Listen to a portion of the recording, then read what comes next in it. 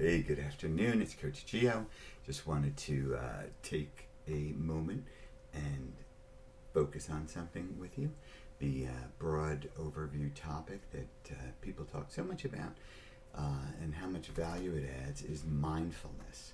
So, living in a mindful state, which would allow you to not be focused on things that you think happened in the past or things that you imagine are going to be outcomes in the future. They're going to talk about, you're going to feel about what's going on around you, what your senses are saying, and being mindful of what's around you, as opposed to cluelessness. That would be our scale. Wait, mindfulness? Or cluelessness? We're going to be much happier in a mindful state. Excuse me. So let's talk about, people have been studying and practicing mindfulness forever, right? From ancient cultures to the present, but never in Western medicine has it been so proven to have such an impact on our health. And that includes a broad range of benefits put out by the American Psychological Association that said there's fine people there that said that mindfulness can help you with fatigue and it can help you with relieving pain and in areas of anxiety, depression. So they noted all these factors, and one of the things that really struck me was that it was able to boost your immune system, which is for me, that's something that I need, right? Because I have I think beat up blood from all the radiation treatments and chemo treatments and drugs and whatever over the years, and therefore you end up with issues for me like platelet counts or white blood cell counts or something. But for you, something else. But they credited mindfulness with all these benefits and especially helpful with addiction issues. So becoming more mindful, what does that mean? It means that we are living in the moment, and like any skill, it's easier said than done. It takes practice. So you have to keep putting yourself into practice, the things that you learn. So hopefully this will give us a good overview of a number of, like, I've got 5 or so triggers that you can use to bring yourself back into mindfulness. All right? And the first one is breathing, slow, deep breath. And if you can get to somewhere that you feel comfortable and where there's a little peace around you, that's, a little safe harbor space. We can always find those. But even if we're in a crazy environment, that slow, deep breath is always a way to bring yourself back, to turn around and see what's going on and look at things in the perspective that you want to look them in as they're really happening, not as you're imagining them to happen. Waking up your senses, and I usually trigger this to a walk, which I put myself on walk steps, like to try and have a goal that I reach all the time. And when you wake yourself and you use your senses, and ideally the walk is the perfect place because you can get triggered by your visual, what you're seeing, the smells and the sounds. It's I get excited just talking about it. I can feel myself becoming present just talking about that. So that ability to waken your senses, and I say with a walk, and I say where you can possibly see anything that's nature, even if you just can touch a tree on the sidewalk, go for it.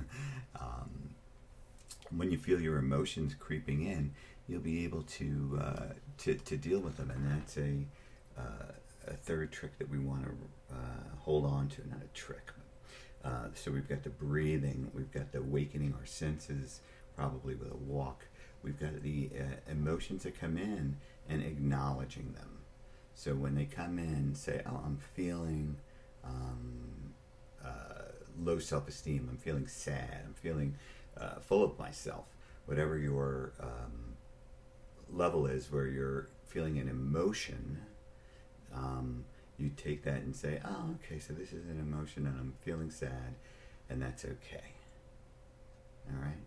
Next thing we talk about is a mindful workout, something that is maybe more resistance training focused on your body. So something that you can do in your level. For some of you, that means going to the gym and hitting it. For others, you're runners. For others, it's a matter of doing something, gentle stretches, yoga, of course, and what I've been trying to pick up is exercises from Tai Chi that I do. I know nothing, but I did used to do some when I was younger, but now I'm trying again. So I have my little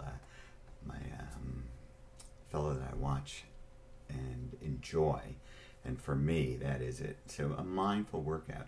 Anybody that's done anything, even especially if you're a little bit of an athlete or a gym person, girl, a gym guy.